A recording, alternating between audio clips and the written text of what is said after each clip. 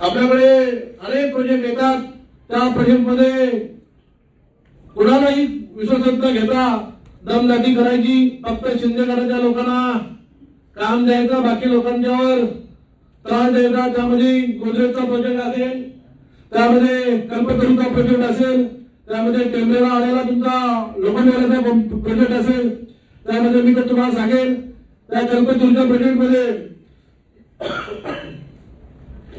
गावाचा विहिरीचा रस्ता बंद केलाय। गावातलं मला वाटते वरना एक मंदिर आहे, तो मंदिराचा रस्ता बंद केलाय। जिल्हा परिषदनी बांधलेली जी व्यायामशाळा होती, जिथं कुठल्याही प्रकारची परवानगी न घेता ती व्यायामशाळा मुळातून मोडून टाकलेली आहे, तोडून टाकलेली आहे। हे सर्व आपण पत्रकार बंधूंच्या माध्यमातून सर्वांनी पाहिलेले आहे। असा अन्याय अत्याचार आपण सगळ्यांनी बघितला, शेतकऱ्यांच्या होणारे अत्याचार तुम्ही बघितले असतील। मधल्या काळामध्ये वेगवेगळे उपोषण झाले, त्याच्यावर तुम्ही सुद्धा सर्वजण हजर होतात। त्याच पद्धतीने आमच्या लोखंडवाला कॉम्प्लेक्सचा लोखंडवाल्याने काहीतरी टेंबरेला जागा घेतली, त्यामध्ये जिल्हा परिषदेचे रस्ते होते, ते रस्ते सुद्धा डायरेक्ट तोडून ती जागा आतमध्ये घेतले। त्यामध्ये बरेच शेतकरी आतमध्ये आहेत, त्या शेतकऱ्यांना कुठल्याही प्रकारचा रस्ता द्यायचा नाही, फक्त यांनी हुकुमशाही करायची। याच्या पाठीमागे जो हक्क आहे, तो हक्क त्या लोकांना पाठीशी घालून आणि आपल्या शेतकऱ्यांना खऱ्या अर्थाने त्रास देण्याचं काम करतात। पुढच्या काळामध्ये मी तुम्हाला सगळ्याच गोष्टी सांगण्याची मला उदाहरण म्हणून एक गोष्ट आजच दाखवतो। पोलिसांच्यावर सुद्धा कसा दबाव आहे, पोलिसांना सुद्धा कशा पद्धतीने वागावं लागतंय हे तुम्ही जर पाहिलं।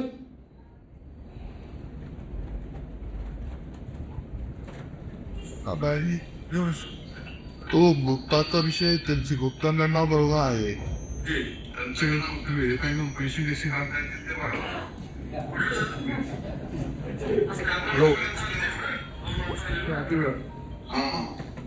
विषय सोडून दिला मी सांगतो विषय।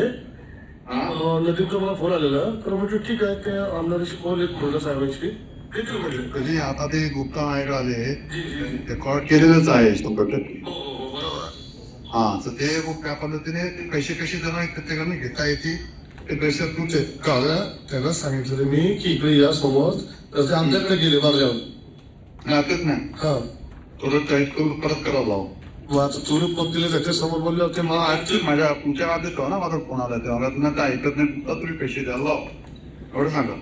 मी बोलले बोल ना चालतं, माझं काय ठीक आहे मी बोलतो सगळ्यांशी। असे बरेच विषय मी तुम्हाला या ठिकाणी दाखवीन। आम्ही 2019 पासून ज्या ज्या गोष्टीमध्ये आम्ही सर्व सहन करतोय ते यापुढे सहन होणार नाही। मी पुन्हा खालापूरमधील जे सर्व इन्व्हेस्टर असतील, सर्व शेतकरी असतील, या शेतकऱ्यांना आणि सर्व ज्यांचे नवीन नवीन प्रोजेक्ट आपल्या मतदारसंघामध्ये येतात त्यांच्याकडे जर कोण असं वेगळ्या पद्धतीने खंडणी मागणार असेल आणि आपल्या लोकांना त्रास देणार असेल तर मी त्यांना जी लागेल ती मदत आपण करू।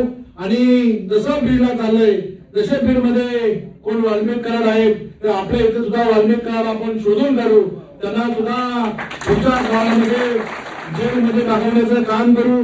अगदी 10 दिवसाच्या आतमध्ये तुम्हाला एक चांगली पत्रकार परिषद घेऊन जो पोलखोल आहे, कोणाच्या नावावर किती जागा आहे, कोणाच्या नावावर किती 100 कोटीची प्रॉपर्टी आहे, ही सगळी तुम्हाला दाखवीन। परंतु तत्कालीन साहेबांच्यावर बोलत असताना आणि त्यांच्यावर चुकीच्या पद्धतीने आरोप करत असताना आपण आपली उंची बघितली पाहिजे। या 8 दिवसामध्ये सुधाकर घारे असेल, माझ्या बरोबर अनेक सामाजिक कार्यकर्ते असतील, अनेक कार्यकर्ते संघटना असतील, या सुद्धा माझ्या बरोबर पत्रकार परिषद घेऊन ज्या ज्या गोष्टी आहेत त्या पुराव्यासहित कागद पेपर सहित तुम्हाला देण्यात येतील। आणि जो अत्याचार चाललाय त्यामध्ये जिल्हा परिषद असेल, त्यामध्ये पीडब्ल्यूडी असेल, सर्व बांधकाम यंत्रणा असेल, नगरपालिका असेल, पंचायत समिती असेल, सर्व अधिकारी असतील, आमच्या कर्जत असेल, खालापूर असेल, कोपरे असेल, माथेरान असेल, नेरळ असेल, सर्व आलेले तिथे इन्स्पेक्टर असतील। कोण 8 महिने राहिलाय, कोण 7 महिने राहिलाय, कोण 9 महिने राहिलाय, तो कसा गेलाय, त्याची बदली कशी झाली, याचं सर्व सेशन न्यायालयाला इंटर माझ्याकडे आहेत। त्यानंतर तुम्हाला प्रत्येक भागाची एंट्री मी तुम्हाला देईन आणि पुढच्या काळामध्ये खऱ्या अर्थाने या कर्जत खालापूर मधला जो हक्क आहे त्या हक्काला जेलमध्ये टाकण्याचं काम तुमच्या आमच्या सर्वांच्या सहकार्यानं आपण करावे अशी मी या ठिकाणी विनंती केली.